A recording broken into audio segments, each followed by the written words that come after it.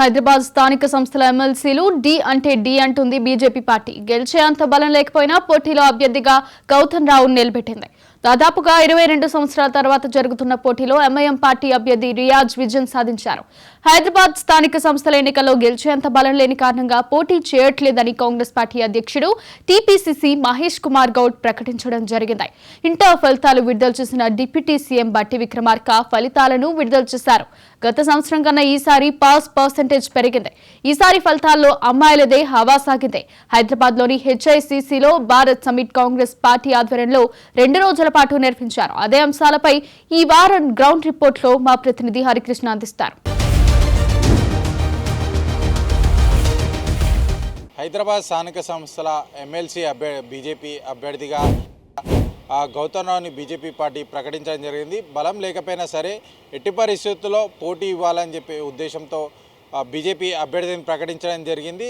జిహెచ్ఎంసీకి సంబంధించి ఒక పార్టీల పరంగా వారి ఓట్ల వివరాలు కనుక చూసుకుంటే బీజేపీ సంబంధించి 24 ఓట్లు, అదేవిధంగా ఎంఐఎం పార్టీకి సంబంధించింది 50, కాంగ్రెస్ పార్టీకి సంబంధించి 14, బీఆర్ఎస్ పార్టీకి సంబంధించి 25 ఓట్లు ఉండగా మొత్తంగా ఎక్సాఫిషియో సభ్యులతో సహా కలుపుకొని మొత్తం కూడా 112 ఓట్లు అయితే ఉన్నాయి. అయితే ఎట్టి పరిస్థితుల్లో కూడా అటు ఎంఐఎంకి ఒక హైదరాబాద్ స్థానిక సంస్థల ఎమ్మెల్సీ అప్పగించకూడదని బీజేపీ సై అంటే సై అంటూ కూడా బీజేపీ పార్టీ తమ అభ్యర్థిని ప్రకటించి ప్రచారం నిర్వహించింది. పార్టీలకు అతీతంగా ఓట్లు వేయాలని చెప్పేసి కూడా కార్పొరేట్లను అడగడం జరిగింది. అయితే 23వ తారీఖున ఈ యొక్క ఓట్లకు సంబంధించి ఓటింగ్ జరిగింది. ఇందులో 25వ తారీఖు ఓటింగ్ కౌంటింగ్ కూడా జరిగింది. అయితే అటు ఎంఐఎం పార్టీకి సంబంధించి 63 ఓట్లు రాగా బీజేపీ పార్టీకి సంబంధించి 25 ఓట్లు వచ్చాయి.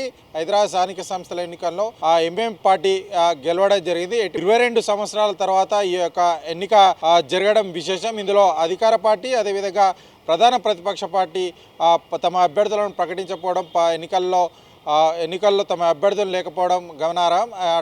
ఈ వారం టాక్ ఆఫ్ ది టాక్గా ఈ యొక్క హైదరాబాద్ స్థానిక సంస్థల ఎమ్మెల్సీకి సంబంధించి అయితే అటు బీజేపీ వర్సెస్ ఎంఐఎం పార్టీగా పోటీ అయితే నెలకొంది. హైదరాబాద్ స్థానిక సంస్థల ఎమ్మెల్సీకి సంబంధించి కాంగ్రెస్ పార్టీ పోటీ చేయడం లేదంటూ టీపీసీసీ మహేష్ కుమార్ గౌడ్ ప్రకటించడం జరిగింది. ప్రధానంగా ఏదైతే స్థానిక సంస్థలకు సంబంధించి బలం లేకపోవడం వల్ల పోటీలో ఉండలేదంటూ కూడా టీపీసీసీ మహేష్ కుమార్ గౌడ్ అభ్యర్థిని ప్రకటించడం లేదంటూ కూడా ఆయన తెలపడం జరిగింది. అయితే ప్రధానంగా బీజేపీ పార్టీకి సంబంధించి కావాలనే రెచ్చగొడుతూ వ్యాఖ్యలు చేస్తూ అటు బీజేపీ పార్టీకి ఎందుకు చెప్పాలి అసలు అంటూ కూడా ఆయన వ్యాఖ్యలు చేయడం అయితే జరిగింది. మొత్తానికి హైదరాబాద్ స్థానిక సంస్థల ఎమ్మెల్సీకి సంబంధించి ఎంఐఎం పార్టీకి మద్దతు ఇస్తున్నామంటూ కూడా పరోక్షంగా అయితే కాంగ్రెస్ పార్టీ తెలపడం జరిగింది. ఇందుకు మేరకు 23వ తారీఖు జరిగిన పోలింగ్లో కూడా అటు కాంగ్రెస్ పార్టీ ఎంఐఎంకు మద్దతుగా ఓటింగ్ అయితే వేయడం జరిగింది. మొత్తానికి 25వ తారీఖు జరిగిన కౌంటింగ్లో ఎంఐఎం పార్టీకి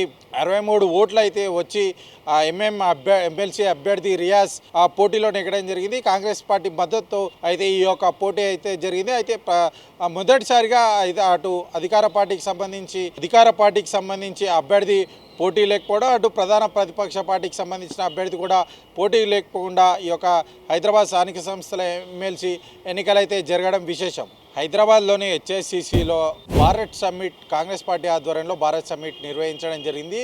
దాదాపుగా 100 దేశాల నుంచి కూడా ప్రతినిధులు ఈ యొక్క సమ్మిట్లో అయితే పాల్గొనడం జరిగింది. ప్రపంచవ్యాప్తంగా వస్తున్న మార్పులు, సామాజిక అంతరాలు, అసమానతలపైనైతే ఈ ప్రతినిధులు ఈ యొక్క 2 రోజుల పాటు 25, 26 తేదీన 2 రోజుల పాటు అయితే ఈ యొక్క సమ్మిట్లో అయితే చర్చలు జరపనున్నారు. అదేవిధంగా ఉగ్రవాదానికి వ్యతిరేకంగా కూడా ఏ విధంగా ముందుకెళ్ళాలి, అహింసకు వ్యతిరేకంగా ఏ విధంగా ముందుకెళ్ళాలి, సామాజిక అంతరాలకు ఏ విధంగా అసమానతలు తొలిపోయే విధంగా ఏ విధంగా ముందుకెళ్ళాలి, ప్రపంచం మారుతున్న కొద్దీ అంటే టెక్నాలజీ పెరుగుతున్న కొద్దీ మనిషికి మధ్య దూరం పెరుగుతున్న అంతరాలపైన అయితే ఈ యొక్క సమ్మిట్లో అయితే చర్చ జరగనుంది. 25, 26న ఈ 2 రోజుల పాటు అయితే ఈ సమ్మిట్ హైదరాబాద్లోని హెచ్ఐసిసిలో జరగనుంది. ప్రపంచ దేశాల నుండి వచ్చిన ప్రతినిధులు ఈ యొక్క సమ్మిట్లో పాల్గొని వారి యొక్క అభిప్రాయాలను అయితే ఈ చర్చ చేయనున్నారు. కాంగ్రెస్ పార్టీ ఆధ్వర్యంలో 2 రోజుల పాటు అయితే ఈ సమ్మిట్ జరగనుంది. హైదరాబాద్ హెచ్ఐసిసిలో